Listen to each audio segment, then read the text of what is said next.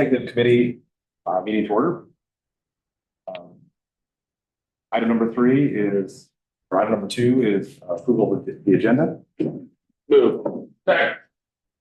All in favor? Aye. Aye. All opposed? Passes. Item number 3 is approval of the December meeting minutes. Move approval. Second. All in favor? Aye. All opposed? Please. Item 4A, report and discuss the draft comprehensive safety action plan. Nice to see you in the new year. As you all know, we've been working on a comprehensive safety action plan. The primary purpose of this is to set up our member jurisdictions to be eligible for implementation dollars through the Safe Streets for All program. I know we have some new members here today, so if you want to go deeper on any of this, happy to sit down with you on that. Today we have Dean and Sean here with us from Tool Design. They're the primary on the contract to develop the plan. The plan is under production. We're getting close, and today they're going to go give you an outline of what you can expect to see in that plan. So Dean and Sean, please take it away. Thanks, Gunnar. So my name is Sean Murphy Lopez. I'm a planner with Tool Design, and I'm just going to first give a quick overview of the plan itself and the delivery of that, and then Dean's going to get into a few more details about what each community will get. So on the next slide here, this shows the overall process that's taking place over a 14-month period. We've got 8 major tasks culminating in a comprehensive safety action plan, which is the item on the bottom furthest right. And the first 2 things on the left are pretty much entirely complete. The 4 items, starting with countermeasure toolbox on the top and ending with implementation plan and program on the bottom, sort of those items in the middle, those are what we're working on wrapping up right now. And we had hoped to have this comprehensive safety action plan to staff so that they could deliver it to you all in advance of this meeting, and we missed our deadline. The consultant team did. So we're working on making sure that deadline doesn't get missed for your next round of meetings in February. I'm going to go ahead and just give you an overview of the outline of the plan so that everyone's clear on what's going to be in the plan when you do receive it. So the Federal Highway Administration, which is administering the Safe Streets for All program and this grant solicitation, they have 8 required components of a comprehensive safety action plan. And those are listed in that box on the left so you can easily read them. But they have a great 2-page resource that goes into what each component of the plan, what the minimum requirements are for each component of the plan. I just showed you on this slide just the page 1 of the 2-page PDF, but there's a link here. And if anyone has any questions, we can dig into what exactly they require. On the next slide, this just shows what's going to be in the comprehensive safety action plan that you all will see next month compared to what FHWA requires. So we just have a few items at the very top. They don't require these, but of course it just makes it easier to understand a plan. And if you don't have a lot of time to read, whatever it ends up being, if it's 80 pages, if you just need to digest it in a few pages or less, we'll have an introduction or an executive summary. We pretty much are taking each component and turning it into a chapter with 2 exceptions. So for chapter 2, where it says commitment to Vision Zero, we have to both describe the role of the MPO policy committee and include the adopted resolution or resolutions if they're supporting ones from member communities. And that combines both the leadership commitment and goal setting requirement from FHWA and the planning structure requirement. And the planning structure isn't about the plan itself, it's about who is going to be overseeing the plan, not only its adoption, but its implementation. And then that would be the MPO policy committee or basically the MPO board. So we have to spell that out and make it clear. The only other big change is we're just moving some order around on some of those other documents on that slide, and it's okay to keep moving. So we wanted to mention also there will be several appendices that will be part of this plan. They will feed into the main body of the plan. Appendices sometimes can get a little verbose, but they have a lot of supporting information for what's in the body of the plan. So the top two examples there, crash analysis memo and community engagement report. So we're very close to putting the finishing touches on both of those so that staff can review them. Once staff has signed off on it and have their questions answered or comments addressed, then we will chop those down and turn those into chapters of the plan. Appendix E, we have it bolded here only because that's the bulk of what we would like to discuss with you today. And Dean's going to take it from there. Yeah, hello everybody. I'm Dean Chamberlain. I'm a senior engineer with Tool Design Group. Yeah, happy to be with you all today and talk about kind of the deliverables that each community will expect to kind of get through this plan here. So I'll go through a few items here so that you know what to expect. First one is that we've been working through identifying potential safety projects, both through looking at crash data and risk factors for crashes. That piece together with things like capital improvement programs and proximity to land use like schools and other facilities. And so kind of piecing all that together and also looking at where logical start and endpoints are for various projects. We've put together, or we are putting together a series of community maps, one for each community here. You can see the example for Ankeny on the screen here. I'll just point your attention to a few different things. One is that these maps will show kind of a prioritization based on critical, high, and medium priority. And then also identifies a number here, which corresponds to a table. If you go to the next slide, Gunnar. It corresponds to a table which shows exactly what street you're on, start and endpoints, length, and then kind of the relative score here, like I was mentioning for prioritization, and then what tier it shows up on the map. The high injury street profile is another thing that we've identified for each of these as essentially like what is the context of the existing roadway within these communities right now. And if you go to the next slide, you can see that with each of those high injury street profile, there's a kind of corresponding graphical visualization of what different improvements could look like kind of pieced together corridors.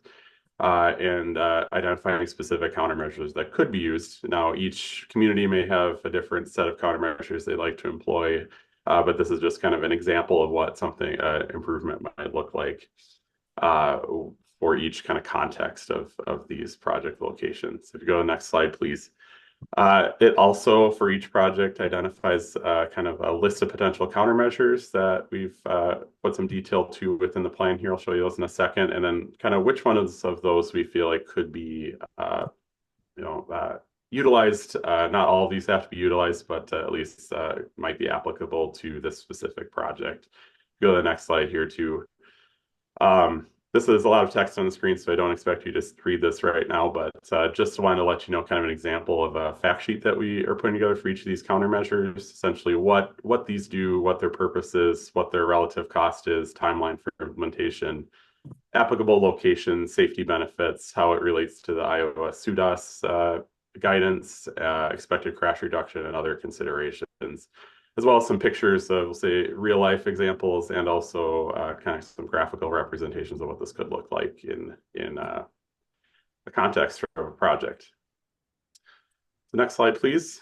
So timeline for plan completion.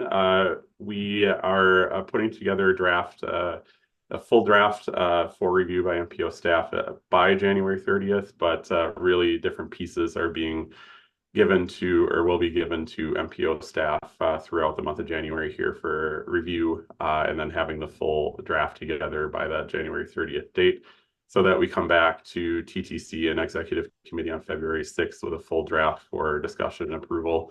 That will go to MPO Policy Committee for adoption on February 20th, and then grant application submittal thereafter. I'm listing March to May here. There's a little bit of uncertainty exactly when that is going to come out, but that's more or less the application timeline as well.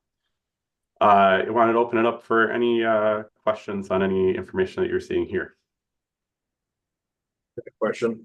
So when on the timeline are you expecting that cities to have the deliverables? Do you think? As far as these maps and whatnot? Yeah. So these maps are being put together in, we have the Ankeny example up here, but they are being put together as in, within the next couple weeks here with the rest of the draft materials that are going to the MPO staff.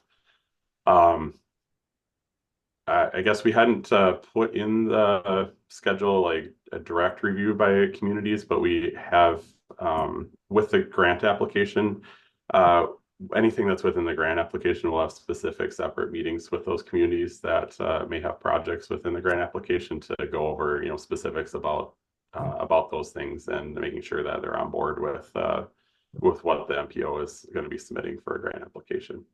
And Gunnar, feel free to chime in if you feel I said anything out of turn, but Mayor, were you asking if there was going to be like deadlines for the action plans for the individual jurisdictions?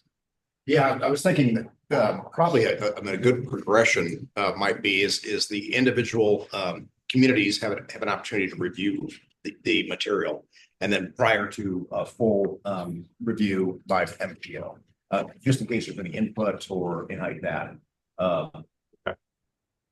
Yes, it was thought process. Yes, that is happening. Okay. As for I've personally just called action plans for the individual jurisdictions because what you need is a package of here's the areas identified, here are potential options, etc. I don't think that itself is going to come with deadlines. What we do have, and this is the next item on the agenda, is a vote on a resolution for a target date for 0 fatalities and serious injuries. So we have an overall goal, but within the jurisdiction, we're not prescribing deadlines for projects. That's Okay. I just want to make sure that the communities have enough time to be able to review it and provide some input prior to the full plan approval.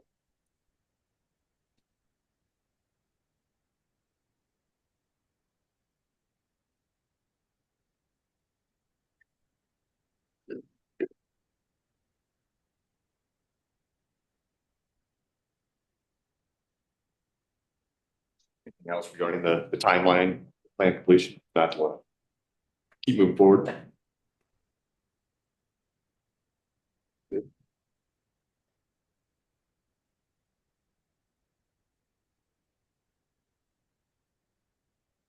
Item 4B is target goal for comprehensive safety action plan. Thank you. This is a continuation of last discussion, and the next critical piece that needs to happen as part of the development of the comprehensive safety action plan is the adoption of a target goal for a date at which will eliminate fatal and serious injuries on the network. We've had previous discussions about this at the safety committee as well as with tech, exec, and policy. The agreed upon date through previous discussions was that the target year would be 2045. It's important to note that this is a requirement of the grant application or the comprehensive safety action plan. So for it to be a qualifying plan to make the jurisdictions eligible for SS4A implementation dollars, we do need to adopt a target. Place where we have flexibility is on that target date. We had an extensive discussion with our technical committee just a couple hours ago on this very topic. While there's some uneasiness about an ambitious goal, we all recognize that we need to have it to be qualified and that having an ambitious goal was the right thing to do. You've seen this before. There's probably been a while. This was used as kind of a justification for 2045 as that target date. And the logic behind it is if we can achieve roughly 5 percentage points per year, we'll go to that target. The resolution was drafted. It was shared as part of your packet, and it is before you for your consideration. We do recommend approval. Our hope is that we can take care of this question through. I guess it's not before you for approval. It's just for discussion today. It will be for approval at policy later this month. Our hope is that we can move that forward. We don't want to put you in a position where we're voting on everything at the last minute. We are hoping to wrap up the plan and have it adopted so that once the NOFO comes out for the implementation grant in March, we are full steam ahead. We're not having to go back and make sure we're adopting. We go back one slide and just kind of historically, what's the data look like from 2015, 2020, 2025? I mean, I know we're trying to make improvements to get to that 0 totality, but has it in? What's the numbers at? Well, I think actually, Eddie, if you're prepared to talk about it, one of the things that was in your packet as an informational item is found in the slide deck because we weren't preparing to speak to it today. But we do track those metrics. We do have performance measures that are adopted every year. Eddie's been digging into those numbers recently because we are updating those right now. So Eddie, if you want to speak a little bit to historic trends. Yeah, it's I think the biggest thing is this. Oh, And allowing people to still use those until, it's hands-free and there's no texting and we really enforce that. I think it's going to be difficult. I think there is zero. As part of the check, there is an acknowledgement of what are things that we can control and what are things that are outside of our control. Sure. And so one of the things that we can do as part of the plan is suggest policy changes, and we can lobby for them, and that's something we can control. Is we can put our lobbying priorities and speak to them at the state legislature and elsewhere. Right. But you're absolutely right. There are things that are outside of our direct control. To your point, over the last 5 years, which is I think where this projection comes from, I think 5 years ago there were 36.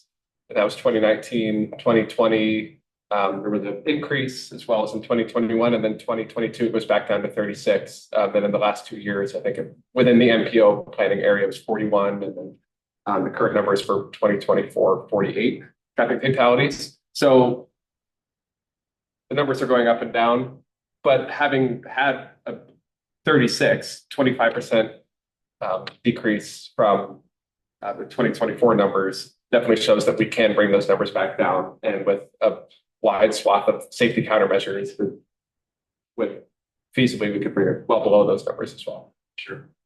Thank you. Appreciate that. Else? Thank you. We'll bring this back to policy and ask for approval at that time. Item 4C, report does discuss the future 435 update. Thank you again. It's been a while since we talked about this, but we're due for an update with the start of the 25 Iowa state legislative session. I'll do a real brief recap. There's been quite a lot of work that's went into this. I'm not going to go into everything, have to go deeper. And in fact, we have a meeting scheduled for next week to do a deeper dive. But the Iowa DOT completed an action plan for interstate designation. That was completed in May 22. Then was passed out to locals for implementation. That's been really driven by the MPO and the Greater Moines Partnership. There are 4 key steps to get to that designation application. First one is a state exemption for speed limit on a portion of that corridor. The purpose of that is to be able to maintain users on there. Basically, we're talking about a handful of farming operations. We're using that to get equipment between the different operations north and south of the river. The next step would be a federal weight exemption. We're running semis on there, 96,000 pounds. The vanilla regular interstate designation would drop that down to 80,000 pounds. So in order to have it both ways, we need to have a federal exemption for that. There's plenty of precedent for that. Kentucky's done that recently. The third step would then be a technical analysis. And then that 4th step, then if all 3 steps are taken, the Iowa DOT would take the next step to apply for interstate designation for that corridor.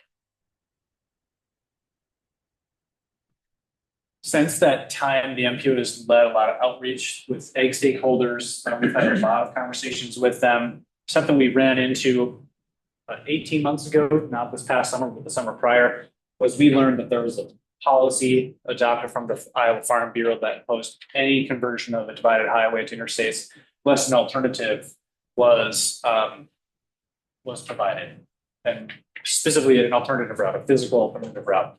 And so I felt like a step back when we learned about that at the time. We kind of pivoted into it and started talking to them and saying, okay, we're hearing about this now. Would you like to explore an alternative? And the response was, yes, we would like an active conversation about an alternative. So we added, 1, let's make sure that the corridor we have is working well. We're calling that corridor preservation. We've worked with Iowa DOT on some things we can do now to make it safer. And the other thing would be an alternatives analysis where we take a real close look at that. Sorry, Mark was trying to get it. Oh, thanks. Take a close look at what options do exist for those farm operations to get their equipment between fields off of that corridor. So that brings us to, sorry, there's a little bit of delay on my clicker.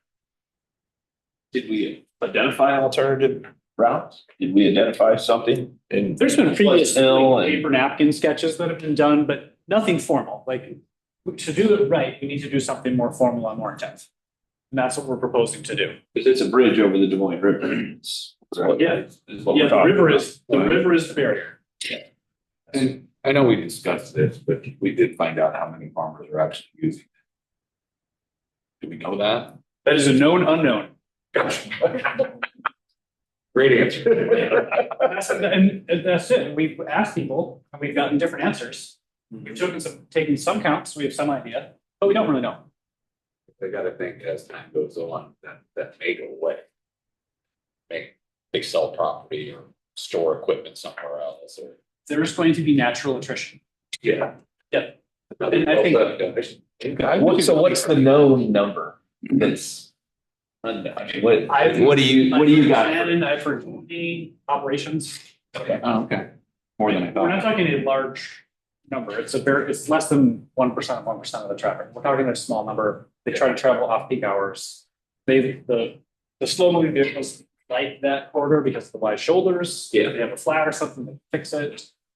Question. I know we analyzed quite a bit, spent a lot of time looking at alternatives. I remember that. And it was expensive, no matter how you look.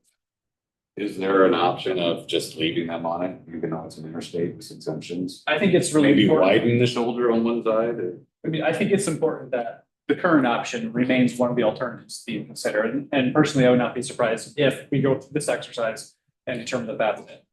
I think it'd be cheaper just to kind of widen both the outsides, let them keep going. And I think one of the real values of going through this process is one, we learn how many farmers, we bring them together, we do a point forward destination analysis, we actually know.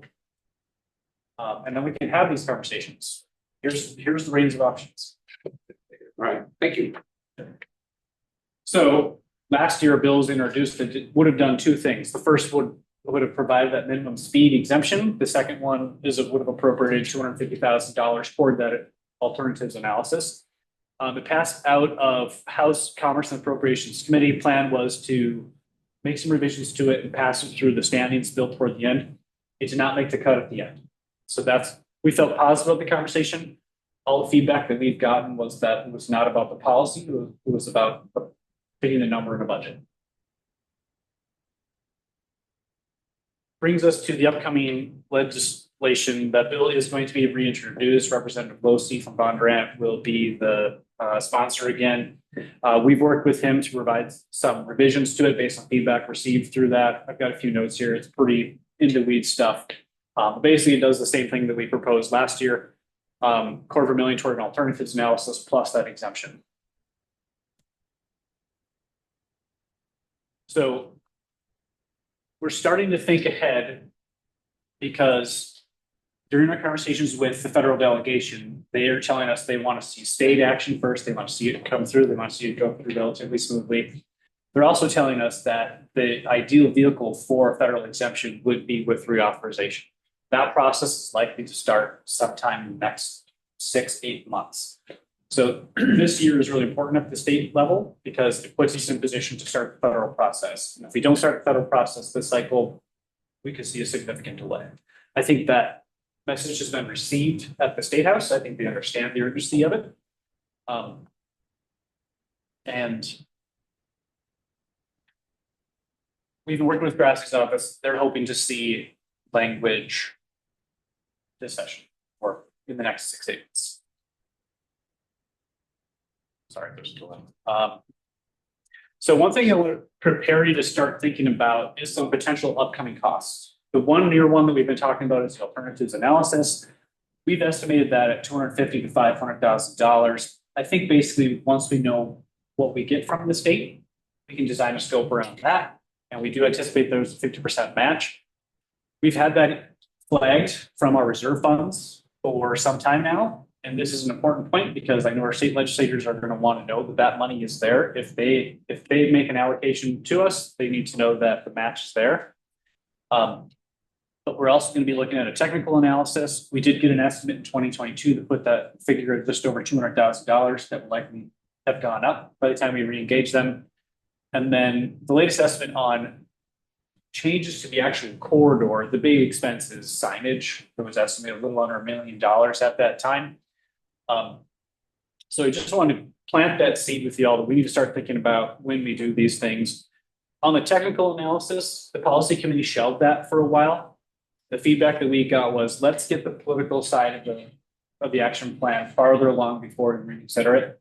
I think if based on the feedback at that time, I would assume we get through the federal legislation before we initiate that process.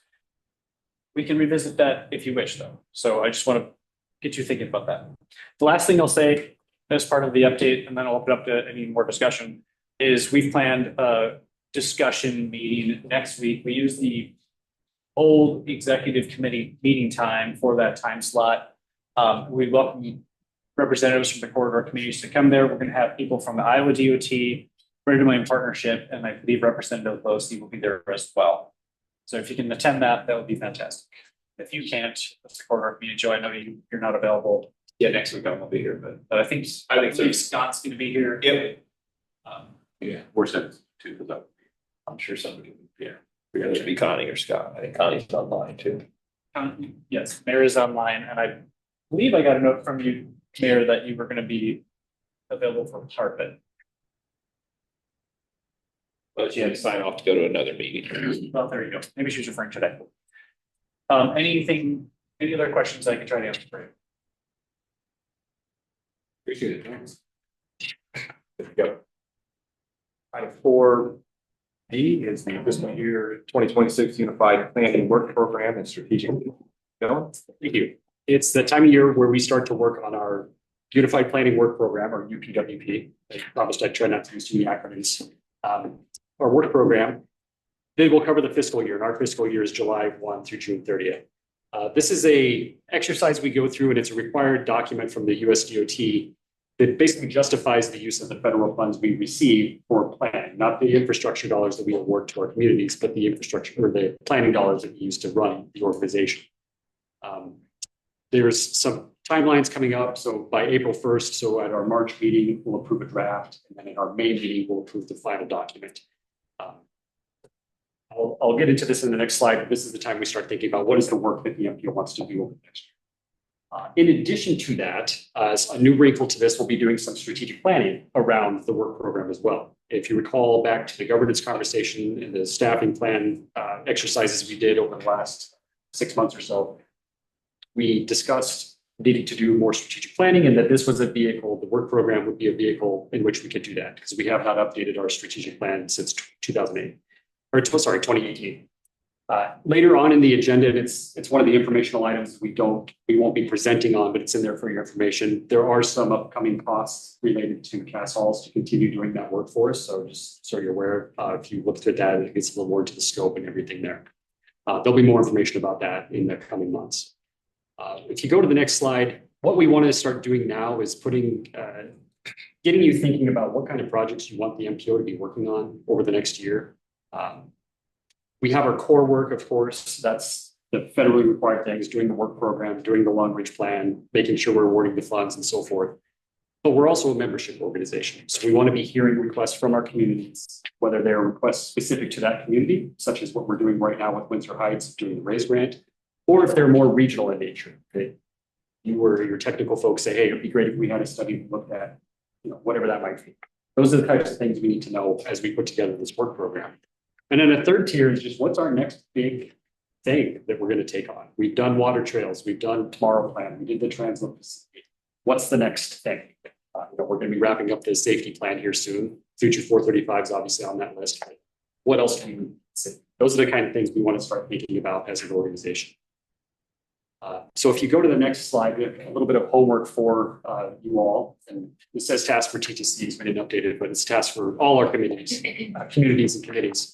Is get us ideas that you might have if there's internal conversations that you're having with the new community where you need assistance. And I know with the legislature, the impacts that you might be feeling, there might be some funding cuts, that there might be an opportunity where the MPO can step in and provide some assistance. Let us know what that might be. And there's also a SWOT analysis that Cass has provided that she would like some feedback on. Both of those, the SWOT analysis, there's some additional information and instructions in the agenda packet. We'd like input on both of these by the end of the month. We'll get into a committee conversation in the next item, but putting together a steering committee for the strategic planning effort. So all this information will go to them. They'll be able to massage that, work with Cass, and go from there. If there's any questions about any of this, happy to take it. We'll have this as a recurring item over the next several months as we work through the work program and the budget and so forth. But that's what we have for right now. Reminders would be good. Just put a note in for my council meeting. You know, all.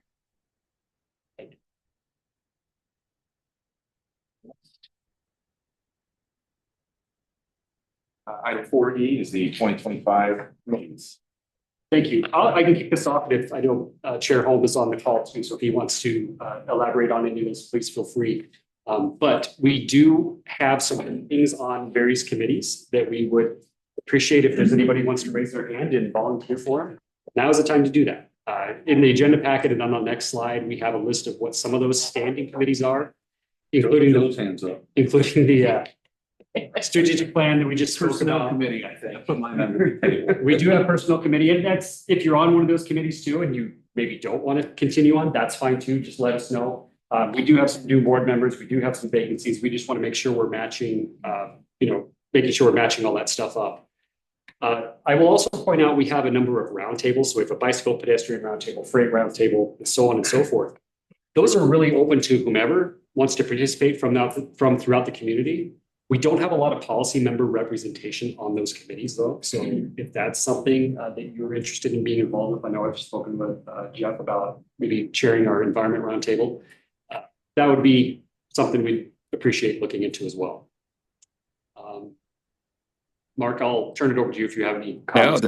No, thank you, Dylan. I do have a few names of people who've reached out, but this is that time we've talked about for the last year about stepping up and serving. So please, if you're interested in serving, I know there's always a high degree of interest in the SCBG committee, but on the funding subcommittee, but the other committees serve their purpose and are vital to our organization. So give us consideration, the time. I'm sure Dylan can discuss the time commitment. We talk a little bit about the frequencies, but this is that opportunity. If you want to get more involved, now's the time. But thank you. Apologize for running late today. I'll also note, kind of tying back to the previous item, one thing we talked about with the governance discussion last year was having more project-based committees. So we don't know what those projects are going to be because we're working on our work program. But once we get those figured out, they'll probably be project-based, kind of temporary committees for those. That's another opportunity too. So just keep that in mind. It's not just these 5 committees or whatever we have up here. There'll be additional opportunities along the way. Are they looking for elected officials or citizens? Elected board members is what we're looking at. Let's try to get out of it though. We got slapped down. I was supporting it. Being supporting. You're on the personnel committee on Yeah, if you have questions, please let me know. Item 5A is the December financial statement. And these items we just have in the agenda packet for you to review if you want to call them out. Please kind of consider these more consent items, even though we're not voting on. These will be the consent items at policy next in 2 weeks. Discussion on any of these items? I think from staffs per se, unless you all have questions. You know, I haven't made it to the water trails meetings in a while. So, maybe you don't have the answer to this, probably the wrong place to ask. But how is their funding? Are they pretty much through spending their federal dollars? No, as far as the federal dollars that we have, I couldn't give you the exact amount, but we're halfway through. Okay, all right. Expending on Scott Avenue, and I know there's fundraising going on for the other elements. Some of them are fully funded, some of them are still working on. That's not working out. Not much left for. No, I think there's funding. Prospect maybe is the one Yeah. that they're still fundraising for. So Berlin and Prospect. But I thought was that we're probably gonna get most of it done except the main thing. The dam. Center Street. Yeah, that one hasn't been part of it, but everything else has to be done. Yeah, everything that's Federal grant. everything that's tied to the Scott Avenue project is well on its way. Yep. Berlin and Prospect are still, but they're like 2027. Okay, that's. But there's a new project that'll incorporate Fluor. That'll come down through the confluence by Grace Lake, where it'll be kind of a almost like a surfing. Yeah. Type. By the Chris Coleman Bridge. Yes, yeah, so you'll be able to interact through it right there. And then Weston Moines did some stuff off 63rd too, so I'm sure you're able to get in the river there. Too. Go all the way down if we would get some water.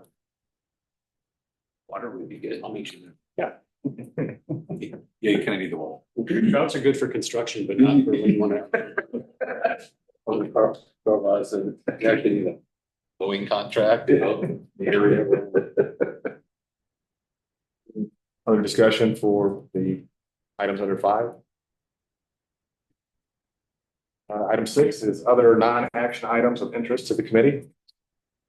Yeah, we have a couple things here. One of them that I want to bring back, we've discussed this off and on in the past, is the multimodal economic impact study. This is something that we have included in our current work program. We put aside some funds for it. This would be a study of basically what is the economic impact of transportation investments in the region. And we've seen some examples primarily from the state of Utah where their DOT, MPO, and transit agencies all get together and do this every time they do a long-range plan. Like I said, we've had some conversations. We did pause this, give it some feedback. I think we needed to let the regional conversations around DART settle down. But now that those seem to have settled down, we want to bring this back. What we would propose is that we pursue doing this. I think there's benefit both to the MPO and our communities as well as DART. There are transit-specific components that DART would pay for and would contribute to the rest of it. It's just the general transportation impacts. If everyone's agreeable, we could potentially have at our policy meeting the next steps in this, whether that's an RFP or maybe there's an existing consulting firm we're working with that we could tack this onto. But we want to be sensitive to the regional conversations still going on around DART because some of this information could be valuable to them and we don't want to delay and then what's the point of the data, right? We want to make use of it now if possible. In addition to the other uses we'll have from it.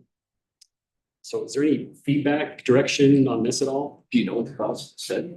There's different components that would chunk it up, but about 100,000 would be sufficient. I think we So set then aside what- 150. What would the MPO share? So I think there are, if I'm remembering correctly, our share would be between 80 to 100,000. Then I think there's another 50,000 or so portion. That just come out of the reserve? Yeah, we set aside funding for reserve for this. We said, like I said, $150,000 is what we set Dart's got aside. lots of money, he doesn't, Tom. What's that? Dart's got lots of money, he doesn't. We're coming out or, And I had a conversation with Amanda, and she did acknowledge that she needs to speak to her new executive committee members, which I know a few are here, so don't be surprised when she speaks. Yeah, I roped into that. We both. I don't have any concerns with it. So I think there's good data that could come out. Yeah, I'll also mention that we did have a call, like I mentioned, the state of Utah is a place that has done this successfully. We had a call with their MPO and the Iowa DOT had several representatives on that call as well. So I can't say that they will be a funding partner yet, but they are interested in participating, I think, in the work. Come on, Shelby, open up that wallet. Yeah. I don't know anything about that. You better get her queued in. Oh, can't hear you, I'm off the call. Okay, so we'll have more information for you in a couple of weeks on that next steps. Got a couple other things here. Another plan that was in the work program and just an update on that. We did apply for, we have an idea for a active transportation plan. That's an activity that we have in the work program. We did apply through a USDOT funded program called the Active Transportation Infrastructure Improvement Program. And we just found out today, I think, that we did not get those funds. We're expecting to hear back at some point. Didn't hear it. So our first step was we would apply for that funding, see what we can get. Next step is we'll see if we can do it internally and we'll just do it. So next steps forthcoming on that. Third thing I want to do is welcome Marcus Kanan. If he looks familiar, it's because he was a former employee of the MPO, went away for about 5 years. So he's filling the role that was left by Z, which is interesting because Z filled the role left by Marcus. So we're coming. But nice thing is we'll be able to. I see him over there. I didn't even know he left there. If we have any others, I think that might be it. Anything else for the greater good of the meeting? Not, next meeting will be 11:30, February 6th, 2025. This meeting is adjourned. Thank you, everybody.